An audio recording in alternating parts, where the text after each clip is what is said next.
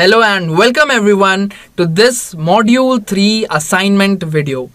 अब इस वीडियो में हम डिस्कस कर रहे हैं मॉड्यूल 3 से रिलेटेड वो सभी असाइनमेंट क्वेश्चंस जो आपको इस मॉड्यूल में सभी कंसेप्ट्स एंड टॉपिक्स को रिविजिट करवा रहे होंगे। तो जल्दी से बिना किसी देरी के हम स्टार्ट करते हैं और स्विच करते हैं हमारे मॉड्यूल 3 असाइनमेंट क्वेश्चंस की तरफ। तो सबसे पहला क्वेश्चन जो हम यहाँ पर डिस्कस कर रहे होंगे वो है what are the different types of tokens.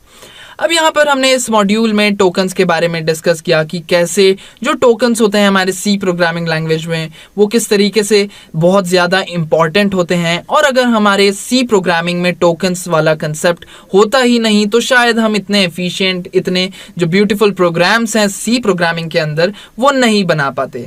तो यहाँ पर हमसे ये पूछा जा रहा है कि ये जो टोकन्स होते हैं सी प्रोग्रामिंग लैंग्वेज में ये कौन कौन से अलग अलग टाइप्स के होते हैं वो बेसिकली हमें यहाँ पर लिखने हैं। अब आगे आ जाते हैं और देखते हैं हमारा सेकंड क्वेश्चन कह रहा है how are identifiers different than keywords.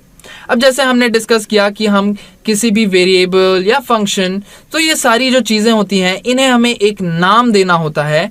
हम जो यूज़र हैं उन्हें एक नाम देना होता है इन सभी चीज़ों को। तो ये जो नाम है इसे क्या कहते हैं? इसे कहते हैं आइडेंटिफायर्स। और यहाँ पर इस क्वेश्चन में हमसे ये पूछा जा रहा है कि ये जो आइडेंटिफायर्स होते हैं ये हमारे कीवर्ड से किस तरीके से अलग हैं। क्या हमारे जो आइडेंटिफायर्स हैं और कीवर्ड्स हैं ये सेम हो सकते हैं? अगर नहीं हो सकते तो क्यों नहीं हो सकते? तो ये सारे जो क्वेश्चंस के आंसर्स हैं वो बेसिकली हमें यहाँ पर डिस्कस करने हैं, और यहाँ पे आइडेंटिफायर्स और कीवर्ड्स के बीच में जो डिफरेंस है वो लिस्ट करना है। अब आगे चलते हैं और देखते हैं हमारा third question related to module 3। तो तीसरा क्वेश्चन है हमारे पास जो कि बहुत ही आसान है और बेसिक सा है। सो ये क्वेश्चन कहता है what is the memory size of double data type. अब हमने अलग अलग टाइप के डेटा टाइप्स देखे, चाहे वो इंट है, फ्लोट है, या फिर इसी तरीके के जो बाकी सारे डेटा टाइप्स हैं। तो हमने उसके अंदर ही डबल नाम का एक डेटा टाइप भी देखा था। तो यहाँ पर इस क्वेश्चन में हमसे ये पूछा जा रहा है कि जब हम एक डबल टाइप का एक डेटा टाइप बना रहे होंगे तो बेसिकली वो कितना जो स्टोरेज है, मेमोरी साइज है वो कंसिडर कर रहा होगा, यानी कि उतना जो एलोकेशन है वो बेसिकली मेमोरी साइज का वो कितना ले रहा होगा in the form of bytes, वो यहाँ पर हमसे पूछा जा रहा है। तो वो भी बहुत ही आसानी से हम उन कंसेप्ट्स को रिविजिट करके आंसर कर सकते हैं। तो अब चलते हैं हमारे अगले क्वेश्चन की तरफ। सो अगला क्वेश्चन है is it possible to declare and define a variable at the same time. अब हमने बात की हमारे वेरिएबल्स की, और इन वेरिएबल्स को कैसे बनाया जाता है, कैसे डिक्लेयर किया जाता है, कैसे डिफाइन करते हैं, कैसे इन्हें इनिशियलाइज करते हैं। तो ये सारी चीज़ें जो हैं वेरिएबल से रिलेटेड। तो अब ये क्वेश्चन पूछ रहा है हमसे कि ये जो सारी चीज़ें हमने बात की, डेफिनेशन की या डिक्लेरेशन की, तो ये सारी चीज़ें क्या एक ही साथ में वेरिएबल के साथ हम कर सकते हैं? तो ये क्वेश्चन का आंसर भी हमें बहुत ही आसानी से इस वीडियो में, यानी कि पिछले मॉड्यूल्स में जो हमने वीडियोस देखी वो हमें यहाँ पर मिल रहा होगा। तो ये बात हुई हमारे मॉड्यूल 3 के कुछ असाइनमेंट क्वेश्चंस की। अब आगे चलते हैं और देखते हैं और कुछ एक्स्ट्रा मॉड्यूल 3 के असाइनमेंट क्वेश्चंस। और ये क्वेश्चन है for which data type do we use %lf as a format specifier. अब हमने बात की हमारे printf फंक्शंस की और देखा कि कैसे जो printf फंक्शन है वो हमारी हेल्प कर रहा होता है कोई भी स्टेटमेंट, कोई भी सेंटेंस या कोई भी वेरिएबल की जो वैल्यू है वो हमारे आउटपुट स्क्रीन पर प्रिंट कराने में।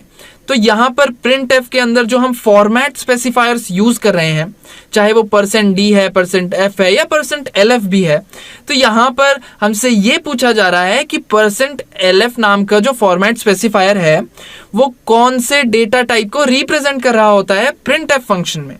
तो वो यहाँ पर हमें लिखकर बता देना है। अब आगे चलते हैं और देखते हैं हमारा अगला क्वेश्चन।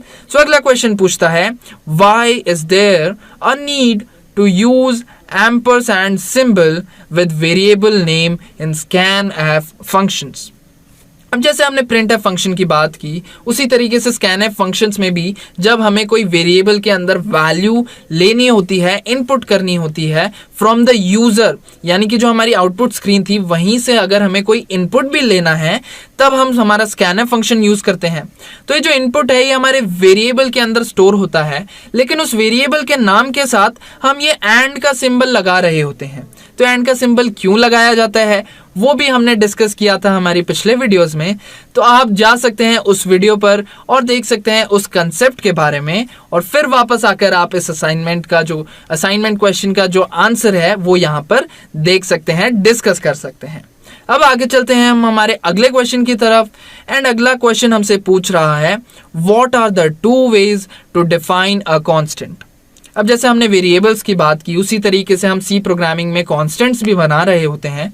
तो इन कांस्टेंट्स को कौन से 2 अलग अलग तरीकों से बनाया जाता है वो यहाँ पर हमसे बेसिकली पूछा जा रहा है। तो वो भी हम यहाँ पर बड़े ही आसानी से लिख सकते हैं, क्योंकि हमने दोनों ही जो तरीके थे, दोनों ही जो वेज थी वो हमने डिस्कस की थी इस मॉड्यूल में। आगे चलते हैं और देखते हैं हमारा last question. So last question बोल रहा है, write a program to demonstrate the use of external storage class.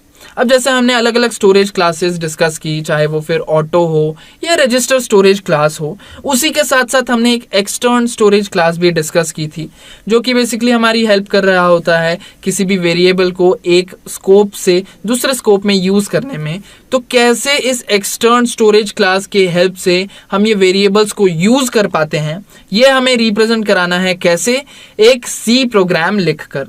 तो इसके लिए भी आप वापस से रिविजिट कर सकते हैं स्टोरेज क्लास वाली वीडियो, और वहां पे देख सकते हैं कि कैसे हमने एक एक्सटर्नल स्टोरेज क्लास बनाई और फिर उस वेरिएबल को यूज किया, और वो यहाँ पर हम इस क्वेश्चन के आंसर में लिख सकते हैं। तो फिलहाल के लिए इस मॉड्यूल में हमारे पास यही सारे असाइनमेंट क्वेश्चंस थे। आप इन सभी को पढ़ सकते हैं, समझ सकते हैं, कंसेप्ट्स को रिवाइज कर सकते हैं और फिर इनका आंसर दे सकते हैं।